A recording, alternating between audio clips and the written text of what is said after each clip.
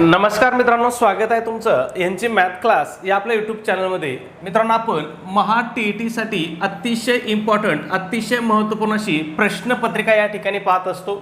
आजचा आपला विषय असणारे मराठी हा विषय असणारे. आता मराठी हा विषय तुमचा पेपर तुमचा 1 असो किंवा पेपर 2 असो, दोन्ही पेपरला मराठी विषय काय आहे, सारखाच आहे. त्याची काठिण्य पातळी सुद्धा काय आहे, सारखीच आहे. म्हणजे तुमच्या दोन्ही परीक्षेमध्ये ज्याचा पेपर 1 असेल त्याला पण आणि ज्याचा पेपर 2 असेल त्याला सुद्धा काय सारखेच प्रश्न परीक्षेमध्ये विचारले जातात. ठीक आहे. मग आजचं जे आपलं प्रकरण असणार आहे हे असणार आहे वर्णमाला हे प्रकरण. आता तुम्हाला माहिती आहे वर्णमाला हे मराठी व्याकरणामधलं कितवं प्रकरण आहे, तर हे पहिलंच प्रकरण आहे. आजपासून आपण काय करणार आहोत, मराठी व्याकरणाचे प्रकरण वाईज कोणत्या प्रकरणावरती किती प्रश्न आतापर्यंत परीक्षेमध्ये विचारले होते ते सगळे प्रश्न या ठिकाणी पाहणार आहोत. ठीक आहे. मग या ठिकाणी बघा, पहिला प्रश्न काय आपला, ज्ञानचक्षु या शब्दामध्ये एकूण वर्ण किती. आता काय विचारलं आपल्याला, ज्ञानचक्षु हा शब्द विचार दिला आहे आणि त्या शब्दामध्ये एकूण वर्ण किती आहेत असं आपल्याला विचारले. प्रश्न कधी विचारला होता, महा टी.ई.टीला 2025 साली आपल्याला हा प्रश्न विचारला होता. ठीक आहे. म्हणजे आता 3 महिन्यापूर्वी आपल्याला हा प्रश्न विचारला होता. मग आता याच्यामध्ये वर्ण जर तुम्हाला काढायचे असले तर तुम्हाला काय करावं लागेल, ज्ञानचक्षु या शब्दाची फोड करावं लागेल. ठीक आहे. मग बघा, याच्यामधलं पहिलं अक्षर कोणतं आहे, ज्ञा आहे. ज्ञाची जर फोड केली तर काय ते बघा, द न य अधिक आ. द न य अधिक आ म्हणजे त्याच्यामध्ये किती वर्ण आहेत, एकूण 4 वर्ण आहेत ज्ञा अक्षरामध्ये. त्याच्यानंतर पुढं आहे न. जर न ची फोड केली तर काय कशी होते बघा, न अधिक अ किती वर्ण आहेत, 2 वर्ण. त्याच्यानंतर च ची जर फोड केली तर काय होती, च अधिक अ. ठीक आहे. आणि शेवटचं जे अक्षर आहे क्षु, याची फोड काय होती, क श उ. ठीक आहे. म्हणजे याच्यामध्ये किती वर्ण आहेत, 3 वर्ण आहेत. मग बघा, 4 2 6 6 2 8 आणि 3 किती, 11. म्हणजे ज्ञानचक्षु या शब्दामध्ये एकूण किती वर्ण आहेत, 11 वर्ण आहेत. ठीक आहे. हे लक्षात ठेवायचं. फोड करणं अतिशय सोपं आहे. फक्त तुम्हाला या ठिकाणी फोड करायला अवघड कशाची वाटत असेल, ज्ञ आणि क्ष याची. ज्ञ आणि क्ष याची फोड करायला आपल्याला अवघड जाते. आणि आपल्याला नेमका असा शब्द दिलाय की ज्याच्यामध्ये न पण आहे आणि क्ष पण आहे. ठीक आहे. मग ज्ञ आणि श काय आहेत हे पण लक्षात ठेवा, हे संयुक्त व्यंजन आहेत. ठीक आहे. यांच्यावरती सुद्धा प्रश्न परीक्षेत विचारलेला आहे. ज्ञ आणि क्ष काय आहेत, संयुक्त व्यंजन आहेत किंवा त्यांना जोडाक्षर असं सुद्धा म्हटलं जातं. ठीक आहे. मग या ज्ञची फोड कशी केली जाते बघा, द न य अधिक अ. ज्ञची फोड कशी केली जाते, द न य अधिक अ. अ असते. आता इथं आ काय आहे, तर इथं ज्ञा शब्द म्हणून अ आहे. ह्या न ची फोड काय येईल बघा, द अधिक न अधिक य अधिक अ. ही झाली ज्ञची फोड. आणि श ची फोड कशी असते, क. यांचं टंगडं मोडलेलं असते. म्हणजे हे सगळे काय असतात, अपूर्ण उच्चाराचे असतात. क्ष अधिक अ ही अशी होती श ची फोड. फक्त ह्या 2 फोडी तुम्ही जर लक्षात ठेवल्या तर तुम्हाला बाकीच्या सगळ्या सोप्या आहेत. मग बाकी तुम्हाला सगळ्यातला बाकीच्या येत असणार आहेत. फक्त तुम्हाला क्ष आणि ज्ञ लक्षात ठेवायचे. ठीक आहे. असे प्रश्न आपल्याला परीक्षेमध्ये भरपूर विचारले जात आहे. ठीक आहे. पुढच्या प्रश्नाकडे जाऊ आपण. प्रश्न क्रमांक 2 आहे बघा, श्रद्धांजली यामध्ये मधील एकूण वर्ण किती. बघा, कोणता शब्द दिला आहे, श्रद्धांजली, त्याच्यामध्ये एकूण वर्ण किती आहेत असं विचारलंय. प्रश्न कधी विचारला होता बघा, 2019च्या टी.ई.टीला. म्हणजे प्रश्न जर पाहिलं, दोन्ही प्रश्न काय आहेत, सारखेच आहेत. फक्त काय केलं त्यांनी, शब्द बदललाय. म्हणून मी तुम्हाला काय सांगतो, तुम्हाला परीक्षेमध्ये जशाच्या तसा प्रश्न तुम्हाला रिपीट होणार नाही. त्याच्यामध्ये काय होईल, थोडाफार काहीतरी बदल करूनच तुम्हाला प्रश्न विचारला जातो. ठीक आहे. मग या ठिकाणी जर श्रद्धांजलीची जर आपण फोड केली तर बघा, पहिला वर्ण कोणता आहे, श्र आहे. मग श्र ची फोड कशी होती, श अधिक र अधिक अ. किती वर्ण आहे त्याच्यामध्ये, 3 वर्ण. ठीक आहे. त्याच्यानंतर दा ची फोड कशी होईल बघा, द अधिक ध अधिक आ आणि शेवटी हा वरचा अनुस्वार. ठीक आहे. ही अशी त्याची फोड होईल. ठीक आहे. त्याच्यानंतर म्हणजे याच्यामध्ये किती वर्ण झाले बघा, 1 2 3 आणि एक अनुस्वार किंवा म म्हणा. ठीक आहे. म्हणजे किती झाले, 4 वर्ण झाले. ज मध्ये काय होईल, ज अधिक अ 2 वर्ण. ली मध्ये काय होईल, ल अधिक ई 2 वर्ण. म्हणजे एकूण किती वर्ण आहेत बघा, श्र मध्ये किती आहेत, 3. दा मधले 4, 3 आणि 4 किती झाले, 7. 7 आणि 2 9 आणि 9 2 पुन्हा किती, 11. बघा, मागचा जो शब्द दिला होता त्याच्यामध्ये सुद्धा 11 वर्ण होते. आता जो शब्द दिला त्याच्यामध्ये सुद्धा 11च वर्ण आहेत. फक्त त्यांनी काय केलाय, शब्द बदललेला आहे म्हणून तुम्हाला वर्णाची फोड करता आली पाहिजे. खूप सोपं आहे. ठीक आहे. पुढचा प्रश्न बघा, प्रश्न क्रमांक 3. आता हा कधी विचारला होता बघा, नैऋत्य या शब्दामधील वर्णाची संख्या किती, कधी विचारला होता?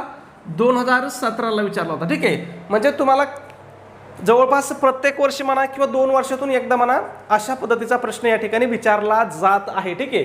मग नैऋत्यची जर आपण फोड केली तर आपल्याला ह्या पहिल्या न ची आधी फोड जर केली आपण तर काय होईल? न अधिक काय होईल? ए.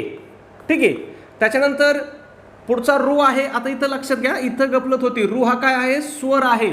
त्याच्यामुळे तो जसाच्या तसा राहील, स्वराची फोड होत नाही. त्याच्यानंतर काय आहे? त. त्याच्यानंतर काय? य आणि अधिक अ. ही अशी होईल नैऋत्य या शब्दाची फोड. ही तुम्हाला प्रत्येक शब्दाची तुम्हाला अशा पद्धतीने फोड करता आली पाहिजे. ठीक आहे. मग किती अक्षर होते, किती वर्ण होते बघा? 1 2 3 4 5 6. कुठे ऑप्शन 6? बघा ऑप्शन क्रमांक 2 आपल्याला 6 दिलेला आहे. लक्षात येतंय? खूप सोपं आहे मित्रांनो, फक्त समजून घ्या. ठीक आहे. पुढच्या प्रश्नाकडे जाऊ. त्याच्या अगोदर एक छोटीशी पण अतिशय महत्त्वाची अशी सूचना मित्रांनो, आपण महा-टी-ई-टी परीक्षेसाठी टेस्ट सिरीज या ठिकाणी आपण सुरू केलेली आहे. आपल्या टेस्ट सिरीजचं वैशिष्ट्य आहे की ही तुमच्या टी-ई-टीच्या संपूर्ण अभ्यासक्रमावर आधारित अशी आपली ही टेस्ट सिरीज असणार आहे. मग या टेस्ट सिरीजमध्ये तुम्हाला काय भेटेल बघा? 10 टेस्ट पेपर भेटतील. त्याचबरोबर सगळ्यात महत्त्वाचं, तुम्हाला आतापर्यंत झालेल्या टी-ई-टीच्या सर्व प्रश्नपत्रिका काय भेटतील? उत्तरासहित भेटतील. म्हणजे या सर्व प्रश्नपत्रिकेची उत्तर सूची सुद्धा तुम्हाला त्या ठिकाणी पाठवली जाईल. उत्तर सूचीसहित तुम्हाला या प्रश्नपत्रिका त्या ठिकाणी पाठवल्या जातील. ठीक आहे. त्याचबरोबर तुम्हाला फ्रीमध्येच आपण आपल्या टेस्ट सिरीजवरतीच अतिशय IMP अशा नोट्स सुद्धा देत आहोत. मग यामध्ये कोणकोणत्या विषयाच्या नोट्स असतील बघा? मराठी असेल, हिंदी असेल, गणित बुद्धिमत्ता असेल, इतिहास असेल, भूगोल असेल आणि मानसशास्त्र असेल. ह्या सगळ्या विषयाच्या तुम्हाला अतिशय IMP अतिशय इम्पॉर्टंट अशा आपल्या नोट्स असणार आहे. ठीक आहे. म्हणजे या नोटच्या बाहेर आपला प्रश्नच जाणार नाही. ठीक आहे. त्याचबरोबर तुम्हाला इयत्ता 4थी ते 8वीच्या सुद्धा अतिशय इम्पॉर्टंट अतिशय महत्त्वपूर्ण अशा नोट्स दिल्या जातील. मग याच्यामध्ये सुद्धा इतिहास असेल, भूगोल असेल, राज्यशास्त्र असेल, विज्ञान असेल, ह्या सगळ्या विषयाच्या नोट्स तुम्हाला या ठिकाणी दिल्या जातील. ठीक आहे. मग बघा आता ह्या मानसशास्त्राच्या नोट्स एवढ्या डीपमध्ये आहेत की 30 पैकी कमीत कमी 25 प्रश्न आपल्या नोट्समधले येणार. 2-4 प्रश्न इकडं तिकडं होऊ शकतात. मी काय म्हणत नाही 30 पैकी 30 प्रश्न येतील असं मी म्हणत नाही आणि कुणीच म्हणू शकत नाही. ब्रह्मदेव सुद्धा सांगू शकत नाही. ठीक आहे. पण 30 पैकी 25 प्रश्न तरी 100% विचारले जातील एवढी गॅरंटी किंवा एवढी खात्री मी तुम्हाला 100% देतो. त्याच्यानंतर जर तुम्ही पाहिलं, समजा तुमचा पेपर 1 असेल आणि त्याच्यामध्ये विषय आहे परिसर अभ्यास. मग आता परिसर अभ्यास म्हणजेच कोणता विषय असतो? परिसर अभ्यासमध्ये कोणते विषय येतात बघा? इतिहास येतो, भूगोल येतं, राज्यशास्त्र येतं, विज्ञान येतं.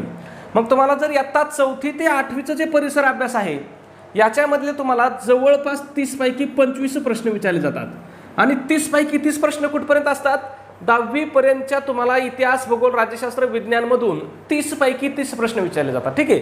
मग तुम्हाला त्याच्या सुद्धा आपण काय करणार आहेत? सगळ्या नोट्स देणार आहेत. त्याच्यानंतर ज्याचा पेपर 2ला समाजशास्त्र आहे बघा, समाजशास्त्र, समाजशास्त्राला तर हे विषय किती मार्काला आहेत? इतिहास, भूगोल, राज्यशास्त्र 60 मार्काला आहेत. सॉरी मी 30 लिहितोय. किती मार्काला आहेत? 60 मार्काला आहेत. मग ह्या 60 पैकी कमीत कमी 50 प्रश्न हे आपल्या नोट्समधले असणार याची मी तुम्हाला खात्री देतो. त्याच्यानंतर विज्ञान, ज्याचा पेपर 2ला विज्ञान आहे, गणित विज्ञान आहे, त्याला सुद्धा विज्ञानच्या 30 पैकी कमीत कमी 25 प्रश्न हे आपल्या विज्ञानच्या नोट्समधील असतील एवढी गॅरंटी मी तुम्हाला देतो. ठीक आहे. म्हणजे जर तुम्ही फक्त आपलं एवढं मटेरियलचा जरी अभ्यास केला तरी तुम्ही परीक्षेमध्ये 100 पेक्षा जास्त मार्क त्या ठिकाणी काय अगदी सहज घेऊ शकता. अगदी सहज 100 पेक्षा जास्त मार्क तुम्ही परीक्षेमध्ये घेऊ शकता.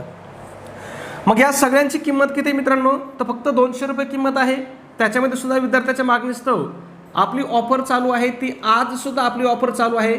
मग जर आज तुम्ही आपली ही टेस्ट सिरीज घेतली तरी तुम्हाला फक्त आणि फक्त काय होईल? 139 रुपयाला तुम्हाला ही टेस्ट सिरीज पडेल. मग हे 139 रुपये तुम्हाला कुठं पाठवायचे आहेत? तर तुमच्याकडे गुगल पे आहे, फोनपे आहे. त्या ठिकाणी गुगल पे, फोनपेचा आपला नंबर आहे 96 89 14 16 30. पुन्हा एकदा सांगतो 96 89 14 16 30 हा आपला गुगल पे, फोनपेचा नंबर आहे. या नंबरवरती तुम्हाला काय करायचं? 139 रुपये पाठवायचे. किंवा जर तुम्हाला नंबरवरती पैसे पाठवायला अडचण येत असेल तर मला व्हॉट्सॲपला मेसेज करा की सर आम्हाला स्कॅनर टाका, तुम्हाला त्या ठिकाणी स्कॅनरसुद्धा पाठवून दिलं जाईल. स्कॅनरवरती पैसे पाठवणं काय असतंय, सोपं असतंय, सुरक्षित असतंय आणि आपले पैसे चुकून दुसऱ्या व्यक्तीला जात नाहीत. इथं नंबर चुकला तर आपले पैसे चुकून दुसऱ्याच व्यक्तीला जाऊ शकतात. मग तुम्ही म्हणणार सर आम्ही पैसे पाठवले, पण मी म्हणणार मला आलेच नाही. मग त्याच्यापेक्षा आपलं स्कॅनरवर जर पाठवले तर काय होईल, तुम्हाला सोपं जाईल. ठीक आहे. आणि तुम्ही जे पैसे पाठवले त्याचा एक काय करायचा, स्क्रीनशॉट काढायचा आणि तो स्क्रीनशॉट काय करायचा, मला व्हॉट्सॲपला पाठवायचा आहे. व्हॉट्सॲपला आपला नंबर कोणता आहे, 9689141630 हाच आपला काय आहे, व्हॉट्सॲप नंबर आहे. ठीक आहे. व्हॉट्सॲपला तुमचा स्क्रीनशॉट मला मिळाल्याबरोबर 5 मिनिटाच्या आतमध्ये तुम्हाला संपूर्ण स्टडी मटेरियल या ठिकाणी काय केलं जाईल, मोबाईलवरतीच व्हॉट्सॲपला पाठवून दिलं जाईल. ठीक आहे. पुढचा प्रश्न बघूया. प्रश्न क्रमांक 4 आहे. काय विचारलंय, अ आ इ ई उ ऊ हे कोणत्या प्रकारचे स्वर आहेत. काय विचारलंय, अ आ इ ई उ ऊ हे कोणत्या प्रकारचे स्वर आहेत. कधी प्रश्न विचारला होता, आता आपल्या 2025च्या TET परीक्षेमध्ये, म्हणजे 3 महिन्यापूर्वी प्रश्न विचारला होता. ठीक आहे. मग अ आ इ ई उ हे काय आहेत, तर हे सजातीय स्वर आहेत. काय आहेत, हे सजातीय स्वर आहेत. मग आता सजातीय स्वर म्हणजे काय, तर बघा एकाच उच्चारस्थानातून निघणाऱ्या स्वरांच्या जोड्यांना काय म्हणतात, सजातीय स्वर म्हणतात. प्रश्न परीक्षेमध्ये विचारलेला आहे, एकाच उच्चारस्थानातून निघणाऱ्या स्वरांच्या जोड्यांना डॅश डॅश असे म्हणतात. मग त्यांना काय म्हणतात, सजातीय स्वर म्हणतात. मग बघा अ आ एकाच उच्चारस्थान, बघा ई ई आणि उ ऊ एकाच उच्चारस्थानातून निघतात का नाही हे शब्द, म्हणून यांना काय म्हणतात, सजातीय स्वर म्हणतात. स्वरांचा दुसरा प्रकार कोणता आहे, विजातीय स्वर आहे. याच्यावरती सुद्धा आपल्याला प्रश्न विचारला जातो. मग बघा त्याच्या उलट आहे, भिन्न उच्चार स्थानामधून निघणाऱ्या स्वरांना काय म्हणतात, विजातीय स्वर म्हणतात. मग अ ई असेल अशी जोडी दिली तर ही विजातीय राहील, आ उ जोडी राहील, ए ओ राहतील, ह्या काय असतील, विजातीय जोड्या असतील. त्याच्यानंतर संयुक्त स्वर, 2 स्वर एकत्र येऊन तयार झालेल्या स्वरांना काय म्हणतात, संयुक्त स्वर म्हणतात. मग संयुक्त स्वर किती आहेत, 4 आहेत. लक्षात ठेवा, परीक्षेत विचारलेलं आहे. मग कोणते, ए ऐ ओ औ हे 4 काय आहेत, संयुक्त स्वर आहेत. त्याच्यानंतर दीर्घ स्वर, ज्यांचा उच्चार करण्यासाठी जास्त वेळ लागतो त्याला आपण काय म्हणतो, दीर्घ स्वर म्हणतो. मग कोणते दीर्घ स्वर, आ ई उ ऐ आणि औ हे काय आहेत, दीर्घ स्वर आहेत. बाकीचे स्वर कोणते आहेत, मग ऱ्हस्व आहेत. ठीक आहे, हे लक्षात ठेवा. ऱ्हस्व आणि दीर्घवरती सुद्धा परीक्षेमध्ये आपल्याला भरपूर प्रश्न विचारले जातात. पुढचा प्रश्न बघा, प्रश्न क्रमांक 5, ए ए ओ औ हे कोणत्या प्रकारचे स्वर आहेत. बघा कधी विचारला होता, 24ला. मग तुम्हाला मी काय सांगितलं होतं, मी तुम्हाला प्रश्न बघा इथं 25ला असा प्रश्न विचारला होता आपल्याला की हे कोणत्या प्रकारचे स्वर आहेत. फक्त हे स्वर बदललेत. बघा इथं अ आ इ ई उ ऊ होतं, त्यांनी इथं काय केलं, फक्त ए आई औ औ केले. म्हणजे लक्षात आलं, प्रश्न त्याच घटकावरती विचारला जातो, फक्त त्याच्यामध्ये थोडाफार बदल केला जातो. मग मी तुम्हाला आत्ता सांगितलं होतं, ए ऐ ओ औ हे कोणते स्वर आहेत, तर हे संयुक्त स्वर आहेत. ठीक आहे, म्हणजे हे 2 स्वराच्या मिश्रणातून तयार झालेले स्वर आहेत. पुढचा प्रश्न बघा, 6 नंबर. प्रश्न पाहण्या अगोदर मित्रांनो, जर तुम्हाला आपला व्हिडिओ आवडत असेल ना तर प्लीज व्हिडिओला एक लाईक करत चला. ठीक आहे, तुमचं हे एक लाईक म्हणजे काय होतं, माझ्यासाठी ही खूप मोठी प्रेरणा आहे.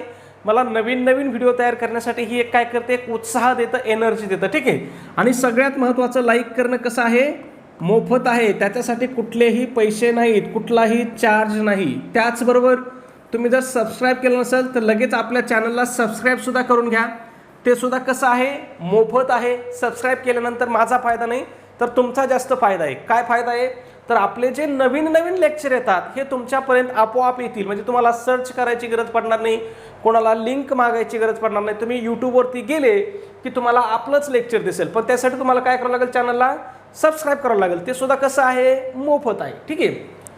पुढचा प्रश्न बघा, धरणी या शब्दाचा लघु गुरुक्रम कसा असेल. कधी विचारला होता, आत्ता 2025ला. बघा धरणी या शब्दाचा लघु गुरुक्रम कसा असेल. आता हा क्रम ओळखण्याआधी तुम्हाला एकदा मी लघु गुरु काय काय आहे हे एकदा सांगतो. तुम्हाला जर एकदा लघु गुरु कळालं ना तर तुमचा आयुष्यात याच्यावरती प्रश्न चुकणार नाही. बघा ठीक आहे.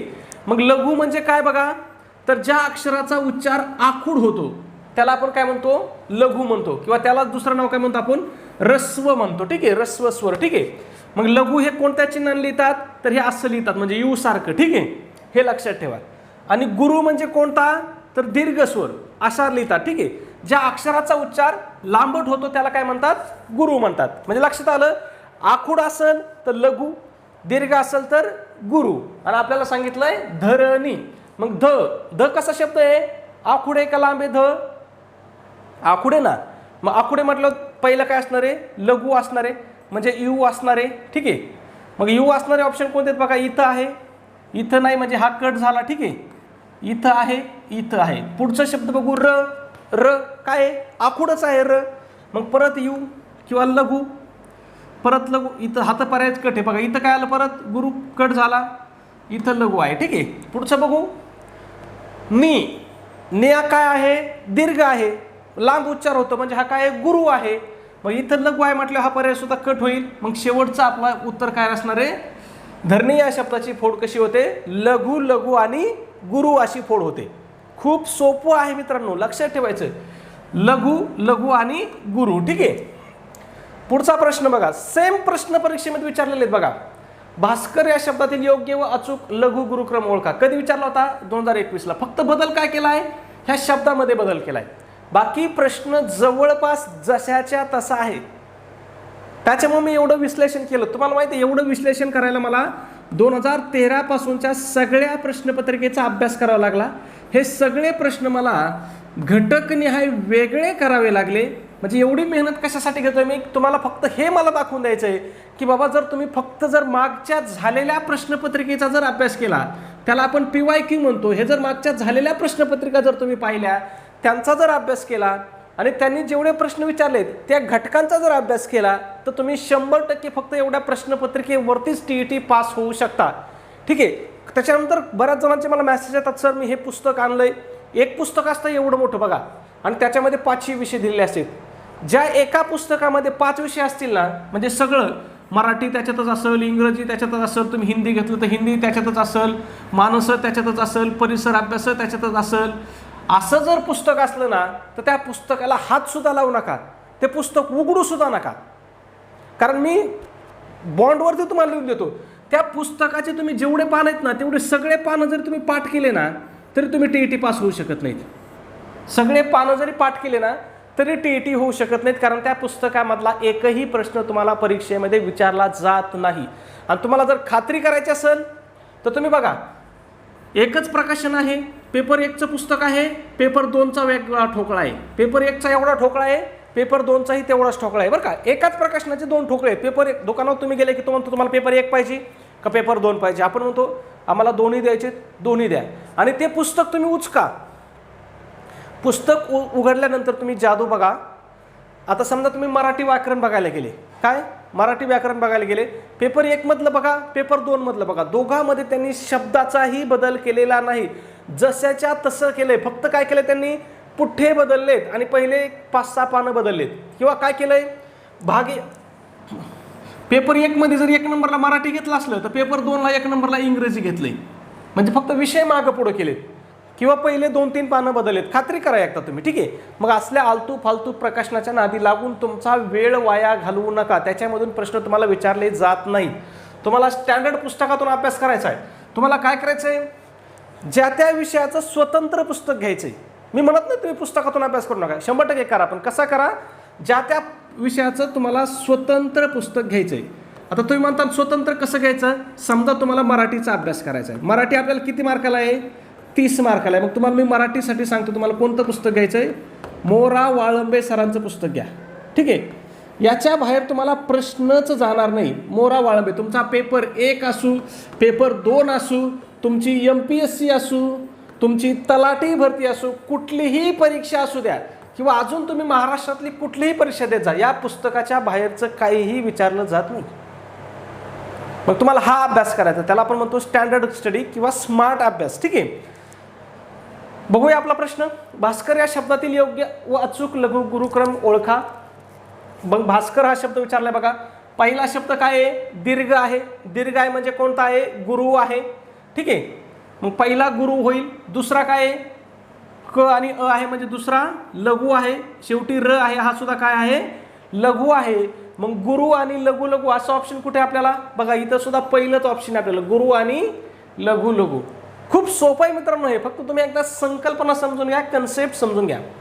पुढचा प्रश्न, सर्व लघुमात्रा असणारा खालीलपैकी शब्द कोणता? सगळ्या कोणत्या मात्रा पाहिजेत? लघुमात्रा पाहिजेत. कधी विचारला होता? आता 2024च्या परीक्षेमध्ये विचारला होता. म्हणजे पाहिलं तुम्ही, हे काही असे घटक आहेत की ज्याच्यावरती परीक्षेमध्ये प्रश्न 100% विचारलेलाच आहे. मग बघा, कावळा, इथं पहिला काय झाला? पहिलाच दीर्घ आला. इथं पहिलाच गुरु आला, दुसरा लघु आला, परत गुरु आला. आपल्याला काय सांगितलंय? सगळ्या काय पाहिजेत? लघु पाहिजेत. चिमणीमध्ये सुद्धा पहिलाच काय आहे? गुरु आहे. ह्या गुलाबमध्ये सुद्धा पहिलंच अक्षर काय आहे? गुरु आहे. मग आपलं उत्तर असणार आहे कमळ. तिन्ही शब्द काय आहेत या ठिकाणी? लघु आहेत. कोणत्या शब्दामध्ये? कमळ या शब्दामध्ये. ठीक आहे. पुढचा प्रश्न बघा, 9 नंबर. सेम प्रश्न, फक्त शब्द बदललाय. पुस्तक या शब्दातील अचूक लघु गुरुक्रम ओळखा. कधी? 2017ला. मग पुस्तक मध्ये पहिलं काय आहे? पू, म्हणजे हा काय आहे? लांब उच्चार आहे, म्हणजे हा गुरु आहे. पुन्हा काय आहे? स्तक, म्हणजे जसा आपला भास्कर शब्द होता ना, सेम तसा आहे. पर्याय क्रमांक 1 हेच आपलं काय उत्तर आहे. ठीक आहे. पुढचा प्रश्न बघा, 10 नंबर. पुढीलपैकी मूर्धन्य वर्ण कोणता? ठ, ळ, ख आणि स. मग यापैकी आपल्याला काय विचारलाय? मूर्धन्य वर्ण कोणता? ठीक आहे. हा आपल्याला या ठिकाणी प्रश्न विचारलेला आहे. कोणता वर्ण? मूर्धन्य. मग याच्यापैकी मूर्धन्य वर्ण कोणता आहे? तर ळ हा मूर्धन्य वर्ग आहे. ठीक आहे. मग तुम्हाला सोपं सांगतो मी, मूर्धन्य वर्ण कोणकोणते आहेत बघा. ट चा जो वर्ग आहे ना, ह्या ट वर्गातले सगळे मूर्धन्य आहेत. मग ट वर्गामध्ये 5 अक्षर असतात. एका वर्गामध्ये किती असतात? 5 असतात. बघा, ट, ठ, ड, ढ, न. त्याचबरोबर र, श आणि ळ हे 3 वर्ण सुद्धा काय आहेत? मूर्धन्य आहेत. ठीक आहे. हे तुम्हाला कोणत्या वर्णाचा उच्चार कुठून येतो ना, हे एवढं सोपं आहे ना. एवढी शॉर्ट ट्रिक्स बनवलेले मी. तुम्हाला वाटलं असतं मी आपलं जे लेक्चर आहे, आपली बॅच चालू होते उद्यापासून, त्याच्यामध्ये आपण तुम्हाला शिकवतो. इथं तुम्हाला फक्त मी थोडीशी झलक सांगतो. बघा किती सोपं आहे. बघा, तुम्हाला काय लिहायचं आहे? KTM. KTM गाडी माहिती आहे? KTM 2 म्हणजे KTM डिओ. फक्त एवढं लिहायचं आहे. काय लिहायचं आहे? KTM Dio. आणि त्याच्या पुढं काय लिहायचं आहे? क, च, ट, त, प. म्हणजे हे आपले काय येतं? हे गट आहेत की नाही, आपले वर्ग आहेत की नाही आपल्या वर्णमालिकेतले? क, ख, ग, घ असं च, ट, त, प. हे तुम्हाला माहिती आहे, बेसिक गोष्ट आहे. मग बघा, के म्हणजे काय? कंठे. क गटातले सगळे वर्ण काय आहेत? कंठे आहेत. टी म्हणजे काय? तालव्य. च मधले सगळे वर्ण काय आहेत? तालव्य आहेत. टी गटातले, च गटातले म्हणजे च च्या गटात किती येतात? 5 येतात. प्रत्येक गटामध्ये किती वर्ण येतात? 5 येतात. म्हणजे हे तुम्हाला पाठ करीत बसायची गरज काय? फक्त समजून घ्या. यम म्हणजे काय? मूर्धन्य. ट गटातले सगळे वर्ण काय येतात? मूर्धन्य प्रकारामध्ये येतात. डी म्हणजे काय? दंतीय. त मधले सगळे काय असतात? दंत्य असतात. ओ म्हणजे काय? ओष्टे. प मधले सगळे काय असतात? ओष्टे असतात. म्हणजे तुम्हाला एक एक पाठ करत बसायची गरज नाही. तुम्ही फक्त एवढं KTM डिओ लक्षात ठेवलं ना, तरीही तुमचं सोपं होऊन जातं. ठीक आहे. पुढचा प्रश्न बघूया, 11 नंबर. पुढीलपैकी ओष्टे वर्ण कोणता? काय विचारलंय? ओष्टे वर्ण. तुम्हाला मी आता सांगितलं होतं बघा, KTM डिओ. काय सांगितलं बघा? KTM DO. ओष्टे म्हणजे काय? ओ. मग काय सांगितलं होतं मी? क, च, ट, त, प. बघा बरं, प गटामधला वर्ण आहे का एखादा याच्यामध्ये? प, फ, ब, भ. बघा आहे का भ? मग कोणता आहे ओष्टे वर्ण? कोणता आहे? भ आहे. लक्षात आलं? मग बघा, जर ओष्टे गटामध्ये स्वर पाहिलं तर उ आणि उ हे 2 स्वर येतात. आणि व्यंजन पाहिले तर प, फ, ब, भ, म हे काय येतात? ओष्टे गटामध्ये येतात. म्हणजे प चा संपूर्ण गटच म्हणायचं. ठीक आहे. सोपं आहे. पुढचा प्रश्न, मराठी वर्णमालेतील अ, आहा यांना काय म्हणतात? मग मराठी वर्णमालेमध्ये अम आणि आहा यांना आपण काय म्हणतो? तर यांना आपण स्वरादी म्हणतो. मग स्वरादी या शब्दाची जर तुम्ही फोड केली तर काय असते? स्वर अधिक स्वरादी. म्हणजे याच्यावरून तुमच्या लक्षात आलं असेल की ज्यांच्या उच्चाराच्या आरंभी किंवा ज्यांच्या उच्चाराच्या सुरुवातीला स्वर येतो त्यांना काय म्हणतात? त्यांना स्वरादी म्हणतात. प्रश्न परीक्षेत विचारू शकतात. प्रश्न तुम्हाला 2 पद्धतीने विचारले जातात. एक तर उदाहरणावर विचारला जातो किंवा कधी कधी सरळ व्याख्येवरती सुद्धा प्रश्न परीक्षेमध्ये विचारलेले आहेत, म्हणून लक्षात ठेवा. त्याच्यानंतर स्वरादीला दुसरा एक शब्द आहे, त्याला म्हणतात परसवर्ण. काय म्हणतात? परसवर्ण म्हणतात. हे पण लक्षात ठेवा. पुढचा प्रश्न 13 नंबर. मराठी वर्णमालेत किती स्वरादी आहेत? बघा इथं काय विचारलं होतं?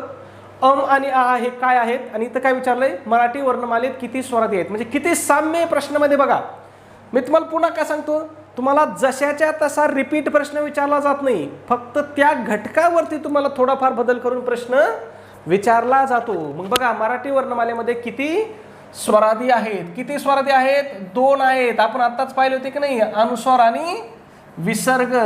अनुस्वार आणि विसर्ग, ठीक आहे, एवढे 2 काय आहेत? स्वरादी आहेत. पुढचा प्रश्न बघा लगेच 14. खालीलपैकी स्वरादी वर्ण कोणते? बघा 14ला प्रश्न होता हा, आणि हा प्रश्न आहे, सॉरी, हा 14ला होता आणि हा 17ला होता, आणि याच्या आधीचा मला वाटतं 21ला होता. लक्षात आलं? मग काय, खालीलपैकी स्वरादी वर्ण कोणते आहेत? कोणते आहेत? अम आणि आहा, ज्याला आपण काय म्हणतो, अनुस्वार आणि विसर्ग. लक्षात येत? खूप सोपं आहे मित्रांनो, फक्त तुम्ही समजून घ्या. पुढचा प्रश्न बघा 14 नंबर. इथं 14 डबल टाईप झालं का आपल्याकडून? ठीक आहे, काय अडचण नाही. नंबरवरती काय फरक पडतो आपल्याला?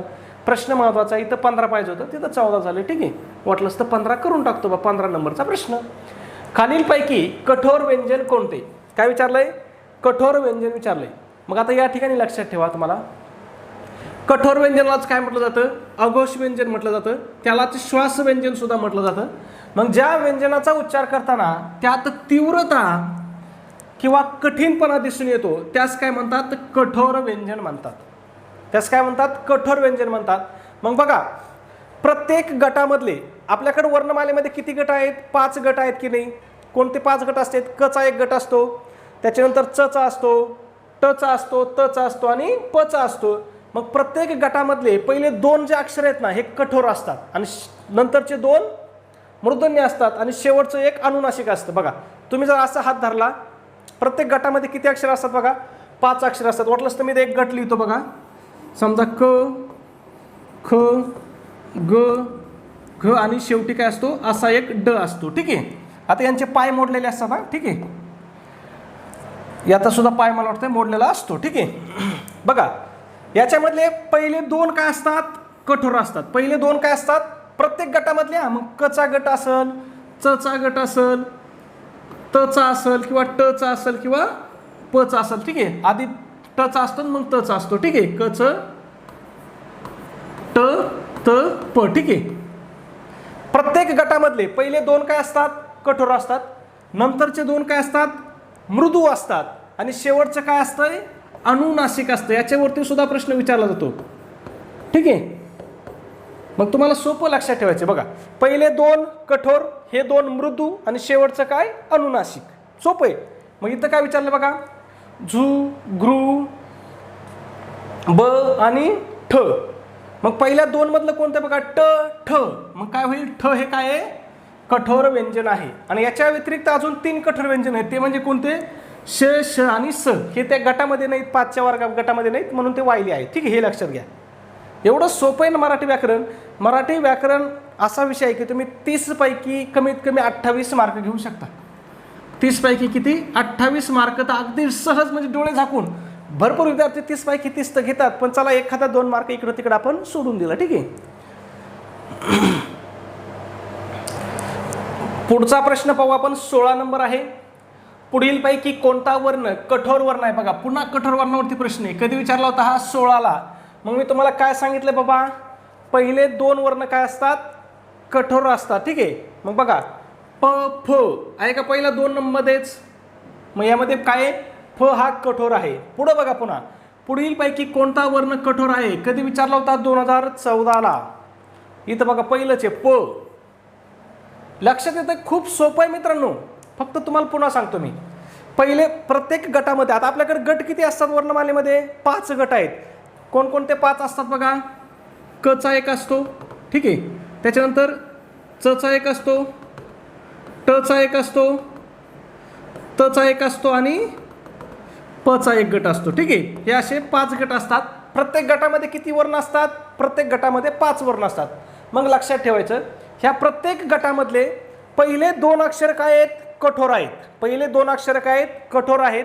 त्याच्यानंतरचे 2 अक्षर काय आहेत? मृदू आहेत. आणि शेवटचं अक्षर काय असतंय? अनुनासिक असतंय. एवढं सोपं लक्षात ठेवा, ठीक आहे. पुढचा प्रश्न बघा, 18 नंबर. पुढीलपैकी कोणत्या वर्णाला महाप्राण वर्ण असं म्हणतात? ठीक आहे. आता या ठिकाणी बघा, महाप्राण वर्ण म्हटलं की आपल्या समोर एकच शब्द आठवतो आपल्याला. कोणता? ळ ला आपण काय म्हणतो? महाप्राण म्हणतो. पण इथं तर आपल्याला ळ पर्यायच नाही. आहे का ळ पर्याय? नाही. मग पर्याय काय आहेत बघा, च आहे, ग आहे, ब आहे आणि घ आहे. मग आता तुम्हाला एक सोपं सांगतो मी. काय सोपं सांगतो? ज्या शब्दाची आपण इंग्रजीमधून स्पेलिंग लिहित असताना जर आपल्याला त्याच्यामध्ये यच मिसळावा लागला किंवा त्या शब्दाची इंग्लिशमधून स्पेलिंग घालताना जर यच मिळवावा लागला किंवा त्या शब्दाच्या स्पेलिंगमध्ये जर यच आला तर ते समजायचं तो कोणता वर्ण आहे? महाप्राण वर्ण आहे. फक्त त्याला एक अपवाद आहे. मी तुम्हाला पहिल्यापासून सांगतो, तुम्ही व्याख्या पाठ ठेवा नाही तर नका ठेवू, पण अपवाद मात्र 100% डोक्यात ठेवा. मग त्याला एकच अपवाद येतो, म्हणजे कोणता? च हा शब्द, की ज्याच्या स्पेलिंगमध्ये CH म्हणजे यच येतो परंतु हा महाप्राण नाही. नाही तर बाकी सगळे ज्याच्यामध्ये यच येतोय ते सगळे महाप्राण आहेत, फक्त कोणता नाही? च नाही. एवढं लक्षात ठेवा. आणि मग बघा इथं पहिलाच ऑप्शन त्यांनी च दिला होता. मग जर अर्धज्ञान असलं, म्हणजे मी तुम्हाला काय सांगतो, जर आपल्याकडे अर्धज्ञान असलं ना तर ते सगळ्यात घातक असते. कसं घातक असतंय? तुम्हाला फक्त एवढं माहीत असतं की ज्या शब्दाच्या स्पेलिंगमध्ये यच हा अक्षर येतो तो काय असतो? महाप्राण असतो. आणि मग तुम्ही इथं पहिलंच च ची स्पेलिंग लिहून पाहिली असते, काय आली असती? CH आली असते. अरे तुम्ही म्हणता असता यच येतोय, उत्तर लिहून टाकलं असतं, चुकलं असतं. मग इथं उत्तर काय येणार आहे आपलं? घ हे उत्तर येणार आहे. ठीक आहे. ही व्याख्या आहे. व्याख्या लक्षात नाही ठेवली तरी चालेल. फक्त ज्या वर्णाचा उच्चार करताना फुफ्फुसातील हवा तोंडावाटे जोराने बाहेर फेकली जाते त्याला काय म्हणतो आपण? महाप्राण म्हणतो. किंवा ज्यांचा उच्चार करताना आपल्याला ह या वर्णाची छटा असते. ठीक आहे. प्रत्येक वर्गातील बघा, प्रत्येक वर्गामधलं दुसरं आणि चौथं व्यंजन काय असतंय? महाप्राण असते. जे 5 वर्ग आहेत की नाही, त्या 5 वर्गामधलं दुसरं आणि चौथं अक्षर काय असतंय? महाप्राण असतंय. हे लक्षात ठेवीत बसण्यापेक्षा सरळ यच लक्षात ठेवा. स्पेलिंगमध्ये यच आला, महाप्राण लिहून टाकायचं, फक्त अपवाद च सोडून द्यायचा. च आणि त्यांचं पटत नाही. ठीक आहे. त्याच्यानंतर बघा श श स आणि मूळ ह हे सुद्धा काय आहेत? महाप्राण वर्ण आहेत. मग मराठीमध्ये एकूण महाप्राण वर्ण किती याच्यावरती सुद्धा प्रश्न परीक्षेत विचारलेला आहे. किती आहेत एकूण महाप्राण वर्ण? 14 आहेत. कोणकोणते 14? प्रत्येक गटामधले 2 आहेत बघा. 5 गट आहेत आपल्याकडे, प्रत्येक गटामधले 2 म्हणजे किती झाले? 10 झाले. 5 दुने किती? 10. त्याच्यानंतर श स स आणि ह असे एकूण किती आहेत? 14 आहेत. पुढचा प्रश्न 19 नंबर. आ हा स्वर कोणत्या वर्ण प्रकारात मोडतो? कोणता? आ. मग आ काय आहे? कंठेमध्ये आहे. ठीक आहे. अ आणि आ हे दोन्ही काय आहेत? कंठे या वर्ण प्रकारामध्ये, म्हणजे त्यांचा उच्चार कंठातून होतो म्हणून त्यांना कंठे वर्ण म्हणतात. ठीक आहे. पुढचा प्रश्न आपला प्रश्न क्रमांक 20 आहे. पुढीलपैकी अशुद्ध शब्द म्हणजे चुकीचा शब्द आपल्याला या ठिकाणी ओळखायला सांगितलेला आहे. शब्द आहेत नाविन्य, प्रतीक्षागृह, परीक्षा आणि आध्यात्मिक. मग यापैकी कोणता शब्द व्याकरणदृष्ट्या किंवा लेखणीच्या दृष्टीने चुकीचा आहे तो शब्द ओळखायचा आणि त्याचं उत्तर कमेंटमध्ये सांगायचं. सबस्क्राईब केलं नसेल सबस्क्राईब करा. व्हिडिओ आवडला असेल तर एक लाईक करा आणि व्हिडिओ कसा वाटतो हे सुद्धा कमेंटमध्ये नक्की सांगत चला. धन्यवाद.